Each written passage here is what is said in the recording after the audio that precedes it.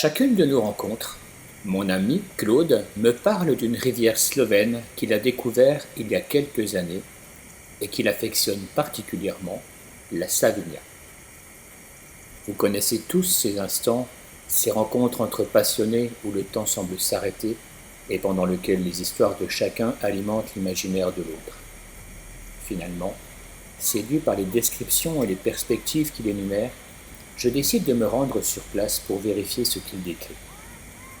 Avec mon ami Didier, nous décidons, en octobre, de passer quelques jours sur place, sur la Haute-Savinia, entre Lecce et Ljubno.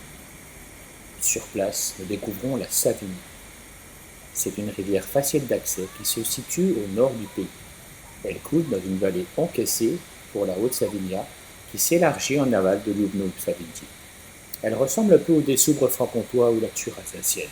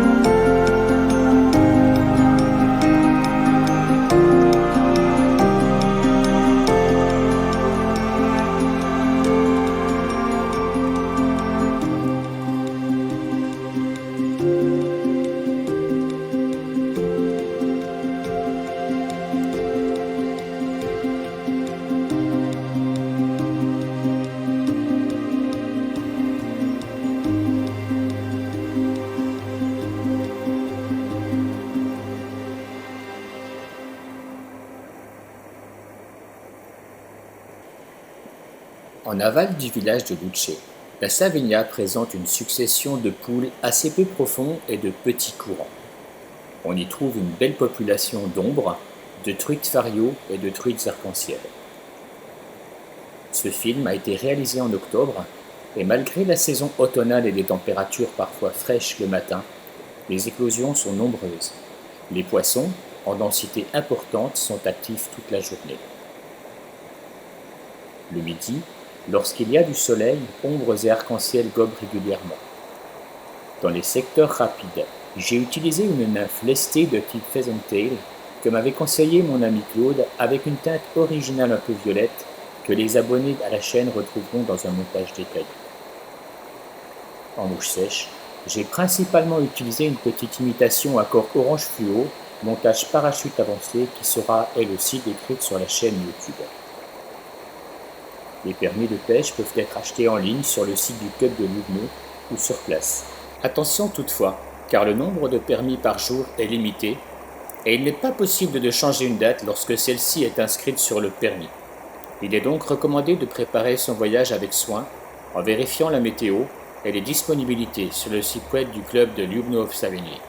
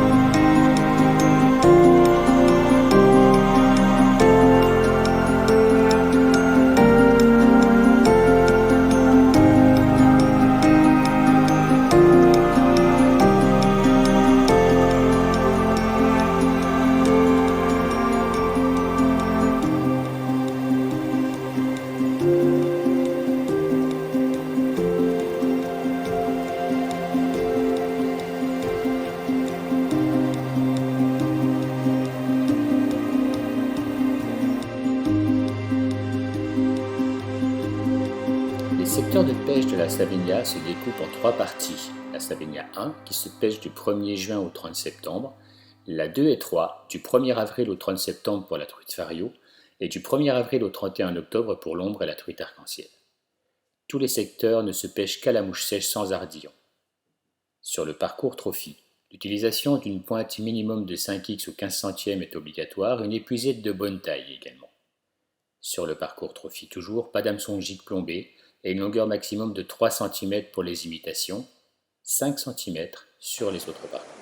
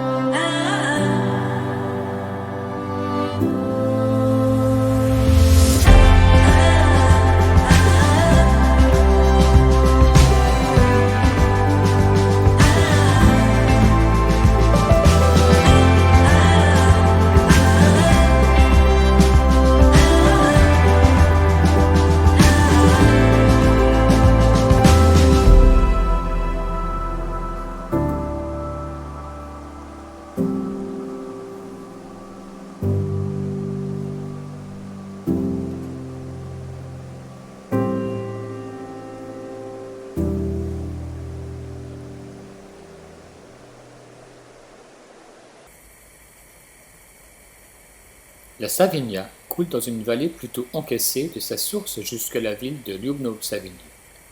Les différents profils de rivière rencontrés permettent de pratiquer une pêche en sèche sur les parties plus calmes ou, grâce à une imitation de type Klinkhammer, une pêche prospective dans les courants. Ces poules plus calmes se prêtent également à la pêche en nymphe à vue avec une imitation peu lestée. Lorsque les eaux sont claires et basses, comme ce fut le cas en octobre, l'approche doit être discrète et il convient d'être très attentif sur les bordures qu'affectionnent les truites fariées. Dans les courants, privilégiez une nymphe lestée pour pêcher toutes les veines. Comme c'est une rivière moyenne, une canne de 9 pieds conviendra pour toutes les situations.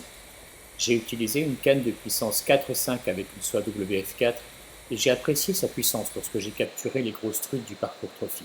Si je retourne pêcher dans cette rivière, je prendrai une canne de type 9 pieds pour une soie de 5-6 pour le parcours trophy et toujours ma 9 pieds en soie 4 pour tous les autres secteurs de pêche.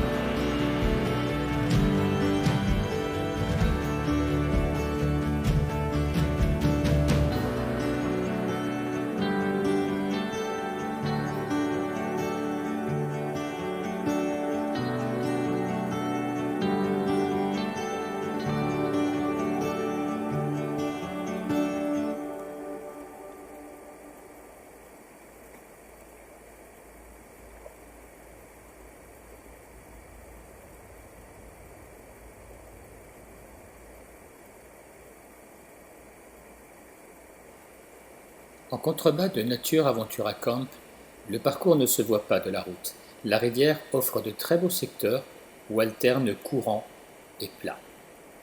Dans les courants, j'ai utilisé une nymphe violette assez claire dont le corps est en fibre de plumes de mouette récupérées sur les plages de l'océan Atlantique. Sur les parties plus calmes, j'ai utilisé une mouche en cul de canard assez sombre que j'utilise pour les pêches en sèche sur le parcours du Doubs franco-suisse. Il n'est pas rare de capturer sur un même secteur des truites farios sur les bordures, des ombres dans les courants, tandis que les arcs-en-ciel se déplacent sur l'ensemble du parc.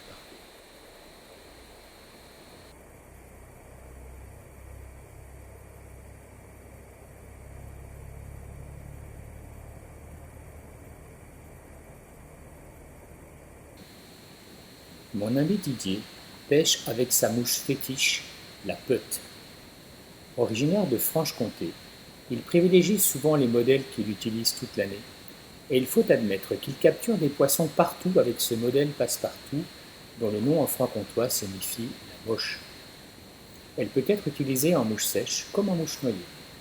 C'est parfois dans ces conditions que les poissons difficiles se laissent convaincre par l'imitation.